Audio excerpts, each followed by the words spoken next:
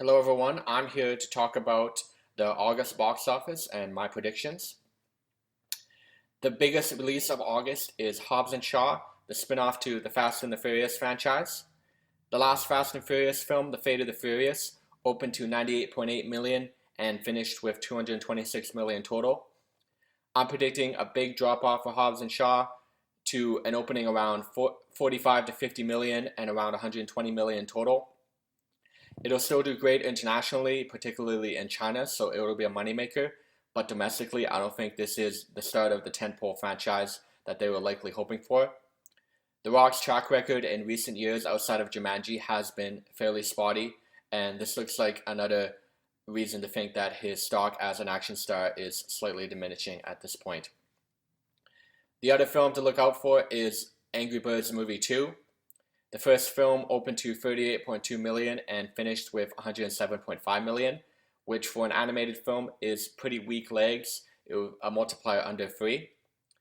I could see the second Angry Birds film still having a popular brand name and appeal to kids, so it could open to around 30 million and finish with around 80 to 90 million. But to break 100 million, it likely needs to be an improvement over the first film quality-wise and therefore have better legs. The third film in the series that included Olympus Has Fallen and London Has Fallen is Angel Has Fallen. The first film grossed 98.9 million and the second film grossed 62.5 million, and I expect the downward trend to continue with around 40 to 50 million.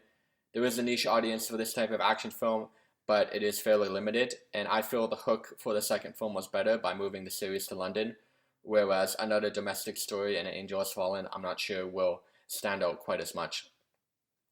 The sleeper hit could be 47 meters down 2. The first one opened to 11.2 million and finished with 44.3 million. The August is a great week for a shark movie, a great month for a shark movie. We saw The Meg do well last year and it's very close to Shark Week.